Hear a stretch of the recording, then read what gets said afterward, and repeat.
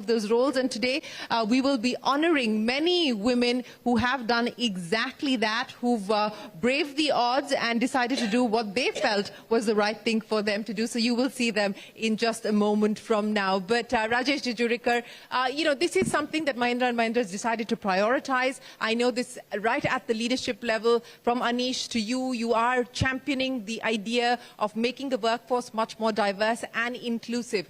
Explain to me what you've done that's working, and what are you setting targets for yourself, for instance? What are you going about addressing by way of culture to ensure that this changes? Yeah.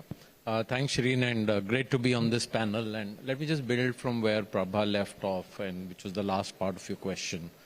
And that's around targets. And, that's something we've debated at every level, including at our board, and taken a very conscious call that we will not have targets. And we actually consulted with many women leaders in the organization, and every one of them felt that that's the worst thing we can do. Because no woman, like you said, wants to feel that they made it because there was a target or a quota. So, every woman wants to get there on merit. It's the role of the organization to create enablers and facilitate the process. And that's, I think, is the key leadership role. So, while we have targets on so many other parameters, I think this is one area we've got to realize that there is a sensitivity and a softness and an emotion which needs to be addressed, and a commitment which is to come truly from within. And also a mindset, especially in the industry some of us operate in, that it's not something that can happen instantly and overnight. And so I'll just take a couple of minutes talking about things which are important, things which need focus. So, and I'm going to talk starting from the workforce, because, when we talk about overall numbers as a nation by way of contribution of women to the workforce, getting women in manufacturing, which is really the core of our business, really is a very high priority, and that's where we are putting most of our focus on. So firstly, manufacturing lines which we are creating, concepts like paint shop will have only women.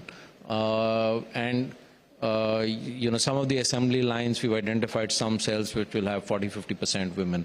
The critical thing here, firstly, is reaching out to villages around the plant and creating a perception of it being a safe workplace, because that is very important in the society in which they live.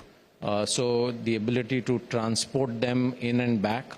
When women go back late at night, we have a system by which, the HR gets message that they've got dropped home safely. So, there are multiple things, cameras around the plant. So really, creating a very positive word of mouth that it's safe for women to be here.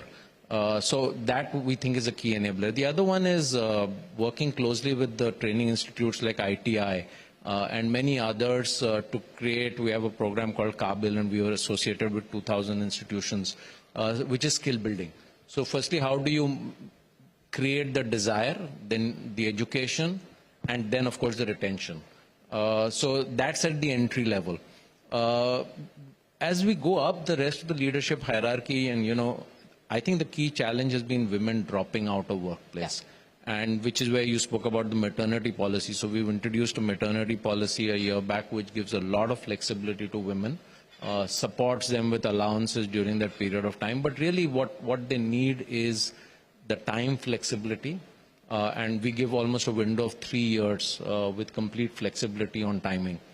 And the other program we've launched is something we call SOAR, which is, we just started, and that's not S-O-R-E, it's S-O-A-R, which is to attract women back who've taken a gap in their work careers.